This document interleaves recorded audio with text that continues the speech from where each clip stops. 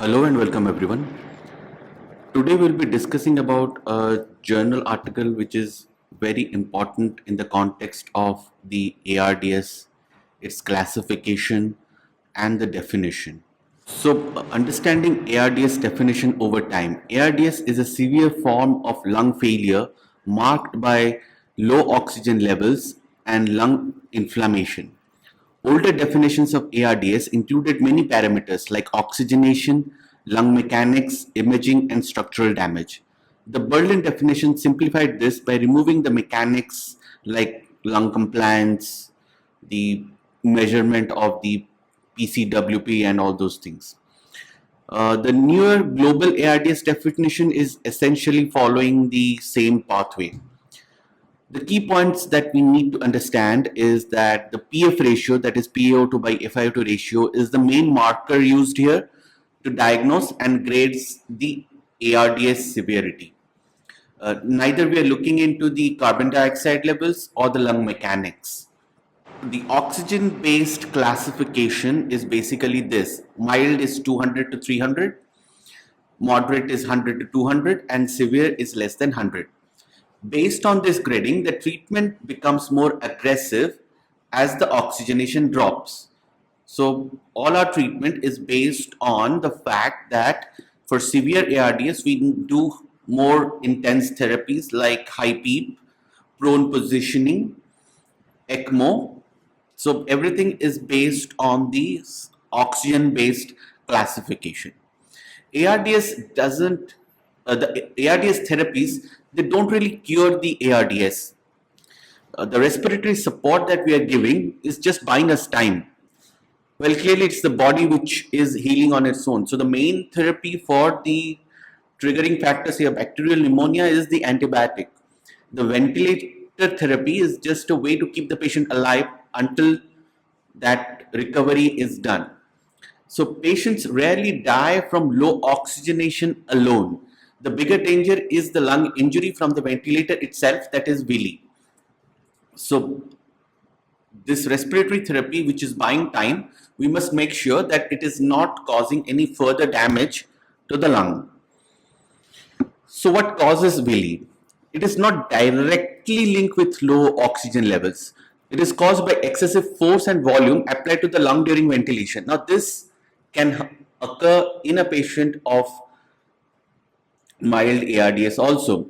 So the key factors that we need to keep in mind is the tidal volume, that is the air delivered in each breath, the lung volume, the stress and the strain. I'm not going to the formulas, you can read them on your own. The driving pressure and the mechanical power. Now these are the things which are causing ventilator induced lung injury. So why oxygen alone is misleading? Oxygenation is influenced by the blood flow and the vascular factors, not just by the lungs aeration. So if you take the example of COVID-19, patients with very low PF ratio but preserved lung mechanics early in the illness were seen. So in the early stage, if you remember, there were patients who were having very bad oxygenation, but their lung mechanics wasn't bad. So we could give them higher tidal volumes. Thus, bad oxygenation doesn't always mean that there is a very high risk of VILI. Now, this particular study had an aim, that is to investigate whether the oxygenation, that is the PF ratio, correlates with the respiratory mechanics, that is the pressures and the compliance, the lung structure as seen on a CT scan, and focus on moderate to severe ARDS. The goal is to check if treatment intensity should depend on oxygenation alone, or we should shift our focus and look into the mechanical stress and the injury risk instead. So the study design, the number of patients included were 228 ARDS patients from May 2003 till July 2024. So the study sites were 5 major centers across Italy, Germany, and Chile. Only moderate to severe ARDS patients were included, and the excluded patients were mild ARDS, that is PF ratio more than 200, COVID-19 related ARDS, because as we know, there is an entirely different pathophysiology for it, that is the vascular impact is much more. So that patients were excluded. The core concepts of the Willi is the two main predictors studied here, where the driving pressure, which is the plateau pressure minus the PEEP, represented how much pressure is needed to inflate the lung, and the mechanical power ratio, that is MPR, which is actual mechanical power divided by the expected normal mechanical power. It indicates how much work the ventilator is doing compared to what is physiologically normal. So we'll come to the detail what exactly they mean by physiologically normal. So this is how the mechanical power was collected. It is the energy delivered by the ventilator to the lungs per minute. So the formula is this: 0.096 multiplied by the respiratory rate. This is the tidal volume. This is the elastance. This is the respiratory rate again. This is IE ratio. This is the PEEP. This is the tidal volume, and this is the airway pressure.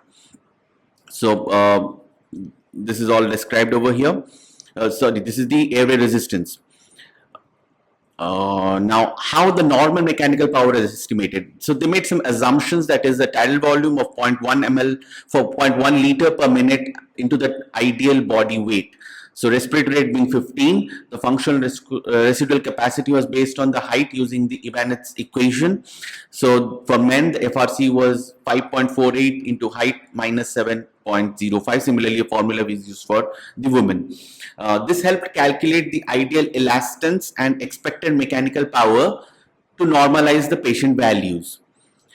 So what data points were collected? The data collected for each patient were the demographics, the body measurements, the CT scan based lung parameters, lung weight, volume, and all other things, the gas exchange, PF ratio, PCO2, the ventilator ratio, and the respiratory mechanics, the stress, the strain, the minute ventilation, and the elastance.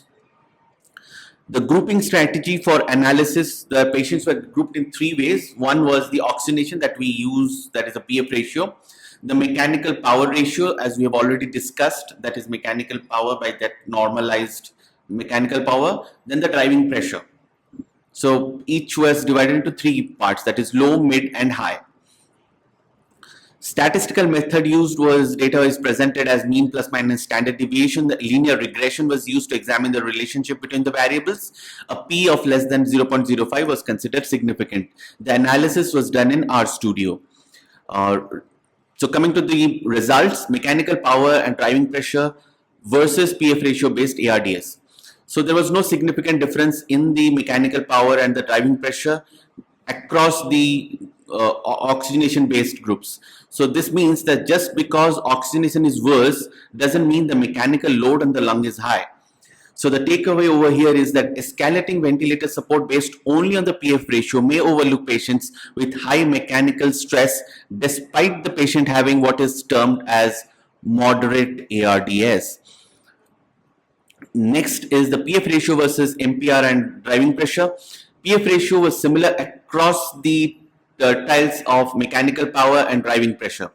So it again reflects the same thing, that the oxygen status doesn't reflect the mechanical stress that is being delivered to the lung. So the lung anatomy, how it was seen, if we are looking for the oxygenation based PF ratios, as the PF ratio worsened, the lung weight increased, non-inflated tissue increased, gas volume decreased, and the recruitability increased. This indicated more atelectasis and less baby lung available. For the mechanical based power group, changes were mainly in the well inflated and poorly inflated tissue. Total gas volume, this metrics represent that the lung areas the ventilator can actually reach, which are the zones vulnerable to Willi. So regarding the gas exchange, the PF ratio correlated with increased well-inflated lung volume, decreased non-inflated lung volume, but the PaO2 and the PCO2 did not correlate well with the lung structure. The PCO2 increased with worsening PF ratio, but not with the MPR and BP groups. So the ventilatory ratio, that is proxy for the dead space, worsened in all the groups, especially with worsening mechanical power ratio and the driving pressure, indicating that physiological strain even when PF was stable. Regarding the respiratory mechanics, the elastance, the peak pressure, the plateau pressure were similar across the PF groups, but the strain increased with worsening mechanical power ratio and driving pressure tertiles. So the clinical insight here is that the strain and the elastance are the key markers of mechanical injury and not directly reflected in the PF ratio. So regarding the Willi determinants, the tidal volume, that is per kg, and the respiratory rate were major things which were seen. It was similar across the PF ratio, increases with higher mechanical power and driving pressure tertiles. The mechanical ventilation was more intense with higher mechanical power ratio and driving pressure. This was a major factor which we can say increases the risk of Willi. Regarding the demographics and the illness severity, no significant difference was seen across for the age, BMI, SAPS2 for various PF ratio and the classifications. The implication is that the differences in the mechanical stress aren't just due to how sick the patients are overall, which means that the mechanical stress can vary from patient to patient, and we need to monitor it for individually all patients so that our ventilation strategy is like that. So the main findings to summarize is that the PF ratio based ARDS classification does not reflect many things, which are the ventilator settings to be used, the respiratory mechanics of the individual lungs, the mechanical power ratio of those patients, the driving pressure, and patients with similar PF ratio may still have very different mechanical stress levels. What actually causes Willi over here is that the small lung, that is the baby lung, it varies from patient to patient. The high mechanical load applied by the ventilator changes, and the lung elastance also changes. So the tidal volume delivered per breath, the driving pressure, and the mechanical power is different for every individual patient. And PF ratio is unable to pick this up because there are various factors which are impacting, that is microthrombi, shunt, blood flow mismatch, hypoxic vasoconstrictions. So PF ratio or the oxygenation may not be the best marker for this. The evidence from this study is that the baby lung decreased with both worsening PF ratio and increasing MPR and driving pressure. The CO2 clearance worsened much more with higher mechanical power ratio and driving pressure than with worsening of the oxygenation, which means that the lung mechanics are worse when these things are getting affected rather than by worsening oxygenation. So the interpretation is that oxygenation, though is good, but still doesn't predict how much mechanical stress the lungs is under, which the mechanical power and the driving pressure definitely do. So why this matters clinically? This is very important to us clinically because the traditional ARDS strategy is based essentially on the PF ratios. So keeping the oxygenation normal, that is PO2 more than 60, using higher PEEP and tidal volumes. Though later on the discoveries that we have done, that is the ARMA trial, the guidelines, they showed that high tidal volumes improve oxygenation but increase mortality. We have seen the prone positioning, ECMO, helping in improving oxygenation.